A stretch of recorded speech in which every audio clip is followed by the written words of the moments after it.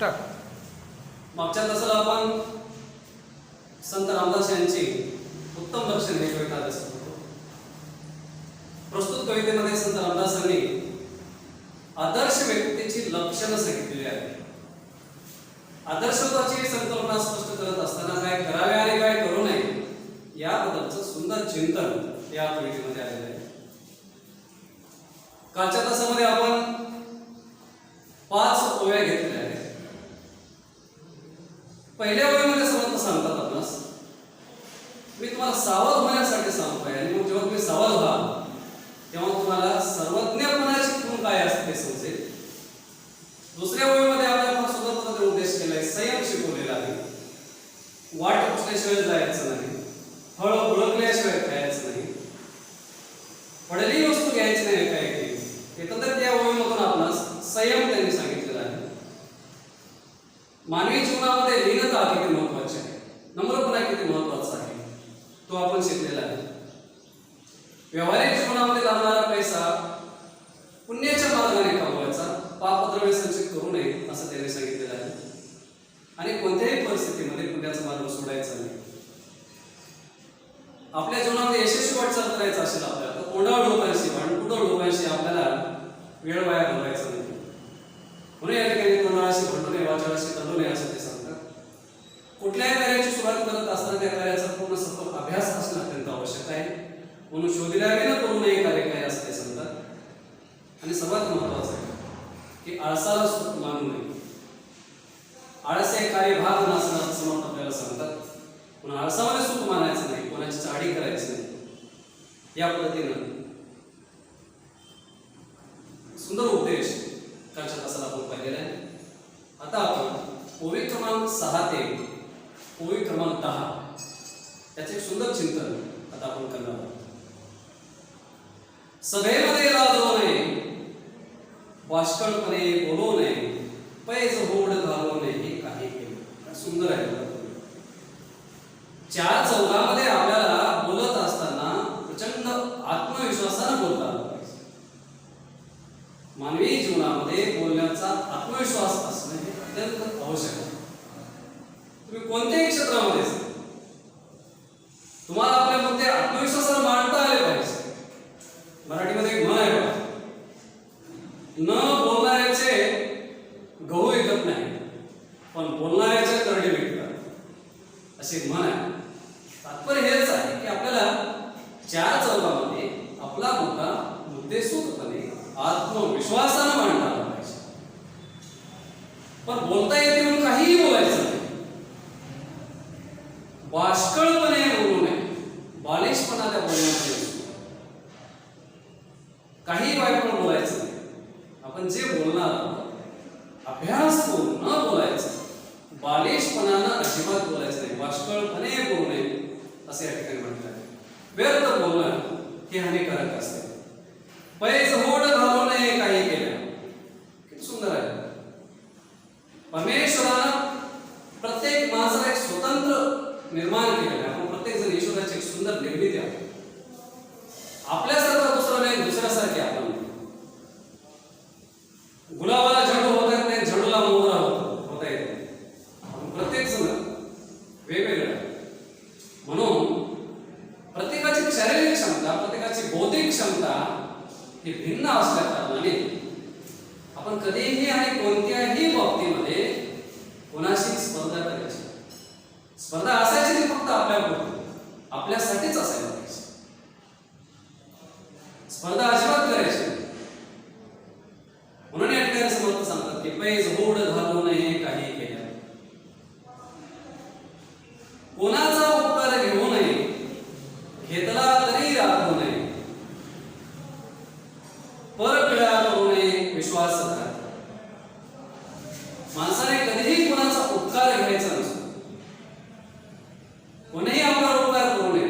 आणि जर काही वेळ प्रसंगी जर आपल्याला कोणाची मदत घ्यावीच लागली तर आपण ते आपल्यावर केलेले उपकार न विसरता त्याची परतफेड कशा पद्धतीने करता येईल याचा जरूर विचार आवश्यक आहे. म्हणून एका कवीने म्हटलं, देणाऱ्याने देत जावे, घेणाऱ्याने घेत जावे, घेता घेता एक दिवस देणाऱ्याचे खाते. मानवी जीवन जगत असताना आपल्याला अनेकांची मदत घ्यावी लागते. जेव्हा आपल्याला गरज पडेल तेव्हा आपण घ्यावी, पण अतिउपकार कोणाचे असू नये. कामापुरती मदत घ्यायची, पण पूर्णपणे एखाद्यावर विसंबून राहायचं. आणि जेव्हा केव्हा आपल्याकडे ती परिस्थिती निर्माण होईल तर तेव्हा ते उपकार घेतलेली राखून ठेवायचे नाही, परत करायचे. परपीडा करू नये विश्वास. विश्वास ही अतिशय महत्वाची गोष्ट आहे असं म्हटलं जाते. विश्वास हा असा एक वृक्ष आहे, तो जमिनीवर न होता तो मानवी मनात होतो. आणि त्याला याचा जर तडा गेला तर नातेसंबंध बिघडतात, मैत्री बिघडते. म्हणून अतिशय सुंदर अशा स्वरूपाचा हा विश्वासघात आहे. त्याला मानवी जीवनामध्ये खूप महत्व आहे. त्याला कुठेही तडा जाता कामा नाही. जो कोणी एखाद्या बाबतीमध्ये आपल्याला एखाद्या गोष्टीचा विश्वास ठेवतो तेव्हा त्या विश्वासाला आपण कसं जागायचं याचा प्रयत्न करणे आवश्यक आहे. म्हणून कोणाचा उपकार घेऊ नये, घेतला तरी राहू नये, परपीडा करू नये विश्वास. कोणाला आपल्याला त्रास होणार नाही याची खबरदारी घेणं आवश्यक आहे. व्यापकपणे सोडू नये, पराधीन होऊ नये, आपले ओझे घालू नये कोणी एकास. व्यापकपण म्हणजे काय? मनाची औदार्य, मनाची विशालता, मनाची उदारता. आपलं मन विशाल आकाशा एवढा आणि समुद्र एवढा असलं पाहिजे. आपल्याकडे जर समजा अर्धी भाकर असेल, जर पुढचा माणूस जर भुकेला असेल तर अर्ध्या चक्कर भाकर देण्याची आपली तयारी पाहिजे. माझी आहे मीच खाणार अशा स्वरूपाची संकुचित वृत्ती मानवी समाजाला हानिकारक होते. म्हणून आपल्याकडे आपलं मन हे नेहमी विशाल असायला पाहिजे. औदार्य काय असते याचं उदाहरण नेहमी कर्णाचं दिलं जातं. कर्ण हे इतका दानशूर होता, त्याचं एक नित्यक्रम असायचं. तो दुपारपर्यंत सूर्याला अर्घ्य द्यायचा नदीमध्ये जाऊन, आणि मागे परतून न पाहता याचकांना सांगायचं वाटेल मला तुम्हाला जे पाहिजे ते. आणि ज्याने ज्या याचकाने जे मागितली रिपोर्ट तो कर्ण द्यायचा. रणभूमीवर कर्णाला हाती पडल्यानंतर एका सैनिकाचं दहन करण्यासाठी त्या ठिकाणावर पैसे नसतात, तेव्हा तो याचा कर्णाजवळ येतो आणि कर्णाचा एक दात सोन्याचा होता. त्याच क्षणी कर्णाने दगड घेऊन ते दात पाडण्यास सांगितलेलं आहे. एवढी मनाची विशालता आणि औदार्य त्याच्याकडे होतं. ही जरी पौराणिक कथा जरी असली तेवढं त्यात आपल्याकडे जर होत नसला तरी सुद्धा व्यावहारिक जीवन जगत असताना आपल्याला ज्या गोष्टी शक्य आहेत त्या गोष्टी इतरांना मदत कशी करता येईल, सहकार्य भावना कशी ठेवता येईल हे अत्यंत आवश्यक ठरते. म्हणून व्यापकपणे सोडू नये, पराधीन होऊ नये. आपल्याला स्वतंत्र पद्धतीने जगायचं असेल, आपल्या बुद्धीचा जर आपल्याला परिपूर्ण वापर करायचा असेल, स्वातंत्र्यामध्ये जर जायचं असेल तर आपल्याला परावलंबी होऊन चालणार नाही. जर आपण एखाद्याच्या पराधीन परावलंबी झालो तर त्या माणसाच्या बुद्धीप्रमाणे आपल्याला चालवं. पराधीन एवढं वाईट गोष्ट दुसरी कुठली नाही. पण पराधीन न होता माणसानं स्वावलंबी बनण्याचा सुंदर कानमंत्र या ठिकाणी समर्थने या ओळीमध्ये दिलेला आहे.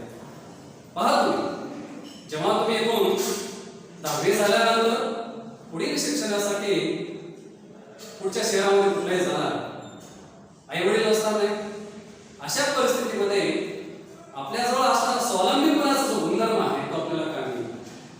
म्हणून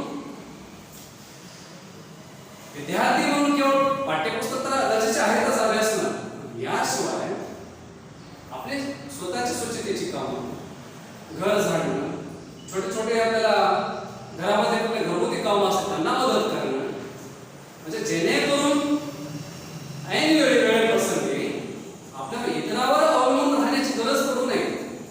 आपल्याला थोडं कसं का होईना जेवण करता यावं, चहा बनवता यावं, किंवा बरेच काही मित्र असे असतात की ते पूर्णतः मित्रावर अवलंबून असतात. त्याने केलं तुम्ही केलं, मी केलं त्याने केलं, असं कसं चालेल? म्हणून जे लोक परावलंबी असतात ते यशस्वी होते. या ठिकाणी म्हटलं जाते, जो दुसऱ्यावरील संबला त्याचा कार्यभारावर राहिला. म्हणून या ठिकाणी समर्थाने सुंदर उपदेश केलेला आहे, किंवा परावलंबी मात्र तुम्ही कधीच होऊ नका, आपले ओझे घालू नये कोणी एकास. ठीक आहे, जोपर्यंत आपण शालेय जीवन जगतो